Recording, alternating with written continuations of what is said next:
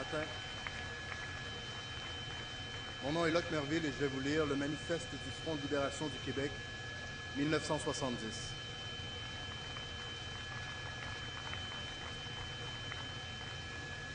Le Front de libération du Québec n'est pas le Messie, ni un Robin des Bois des temps modernes. C'est un regroupement de travailleurs québécois qui sont décidés à tout mettre en œuvre pour que le peuple du Québec prenne définitivement en main son destin. Le Front de libération du Québec veut l'indépendance totale des Québécois, réunis dans une société libre et purgés à jamais de sa clique de requins voraces, les big boss patronneux et leurs valets qui ont fait du Québec leur chasse gardée du cheap labor et de l'exploitation sans scrupules. Le Front de libération du Québec n'est pas un mouvement d'agression, mais la réponse à une agression. C'est organisé par la haute finance, par l'entremise des marionnettes, des gouvernements fédéral et provincial.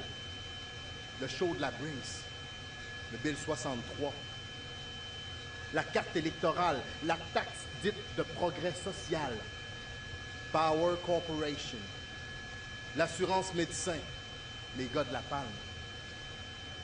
Nous avons cru un moment qu'il valait la peine de nous canaliser nos énergies, nos impatiences, comme le dit si bien René Lévesque, dans le Parti québécois. Mais la victoire libérale montre bien que ce qu'on appelle démocratie au Québec n'est, en fait, et depuis toujours, que la démocratie des riches. La victoire du Parti libéral, en ce sens, n'est en fait que la victoire des faiseurs d'élections Simard Kotroni. En conséquence, le parlementarisme britannique, c'est bien fini. Et le Front de libération du Québec ne se laissera jamais distraire par les miettes électorales que les capitalistes anglo-saxons lancent dans la basse-cour québécoise à tous les 4 ans. Nombre de Québécois ont compris et ils vont agir. Bourassa, dans l'année qui vient, va prendre de la maturité. 100 000 travailleurs révolutionnaires organisés et armés.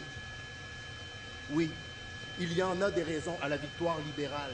Oui, il y en a des raisons à la pauvreté, au chômage, au taudis, au fait que vous, M. Bergeron, de la rue Visitation, et aussi vous, M. Legendre, de la ville de Laval, qui gagnez 10 000 $ par année, vous ne vous sentiez pas libre en notre pays, le Québec. Oui, il y en a des raisons, et les gars de la Lord les connaissent. Les pêcheurs de la Gaspésie, les travailleurs de la Côte-Nord, les mineurs de la Iron Ore, de Québec, quartier mining, de la Noranda, les connaissent eux aussi ces raisons. Et les braves travailleurs de Cabano.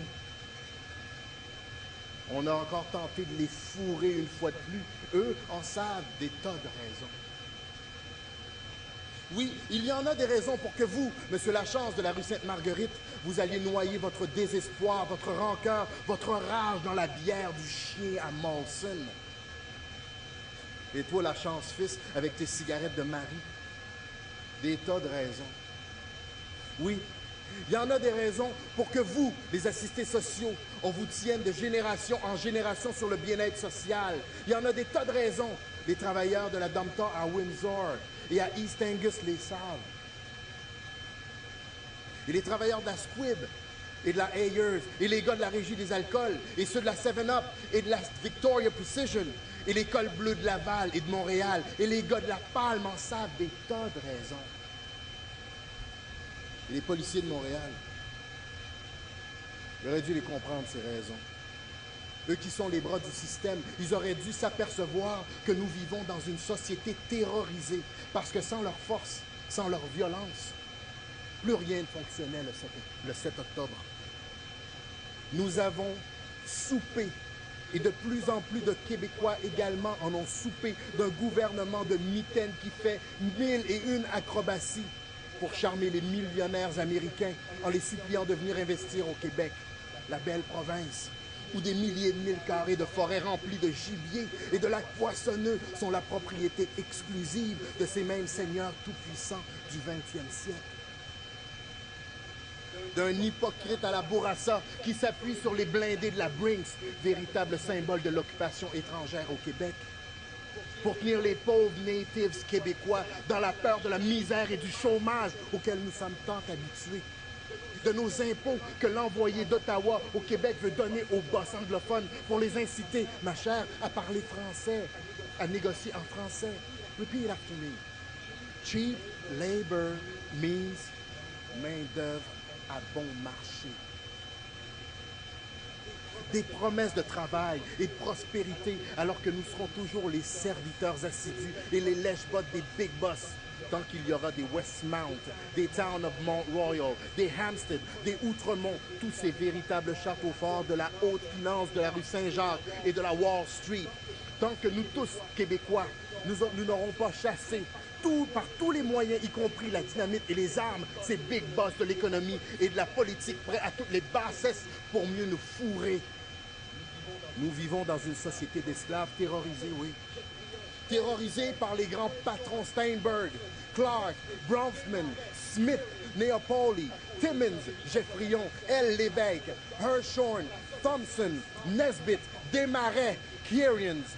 À côté de ça, Rémi Popol la Garcette, Drapeau le Dog, Bourassa le Serin des Cimards, Trudeau la Tapette, c'est des peanuts. Travailleurs de la production des mines et des forêts, travailleurs des services, enseignants et étudiants, chômeurs, prenez ce qui vous appartient. Votre travail, votre production, votre liberté. Travailleurs du Québec, commencez dès aujourd'hui à reprendre ce qui vous appartient. Prenez vous-même ce qui est à vous. Vous seuls connaissez vos usines, vos machines, vos hôtels, vos universités, vos syndicats. N'attendez pas d'organisation miracle. Faites vous-même votre révolution dans vos quartiers, dans vos milieux de travail. Et si vous ne la faites pas vous-même, d'autres usurpateurs, technocrates ou autres remplaceront la poignée de fumeurs de cigares que nous connaissons maintenant. Et tout sera à refaire. Vous seul êtes capable de bâtir une société libre. Il nous faut lutter, non plus un à un, mais en s'unissant jusqu'à la victoire avec tous les moyens que l'on possède, comme l'ont fait les patriotes de 1837 à 1838. Ceux-là même que notre Sainte Mère l'Église s'est empressée d'excommunier pour mieux se vendre aux intérêts britanniques.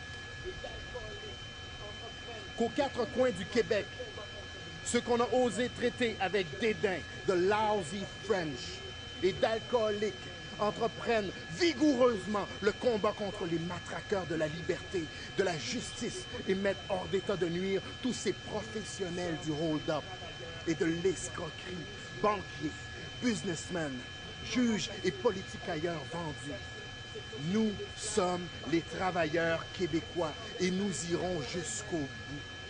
Nous voulons remplacer, avec toute la population, cette société d'esclaves par une société libre, fonctionnant d'elle-même et pour elle-même. Une société ouverte sur le monde. Notre lutte ne peut être que victorieuse. On ne tient pas longtemps dans la misère et le mépris, un peuple en réveil. Vive le Québec libre! Vive les camarades prisonniers politiques! Vive la Révolution québécoise! Vive le Front de libération du Québec!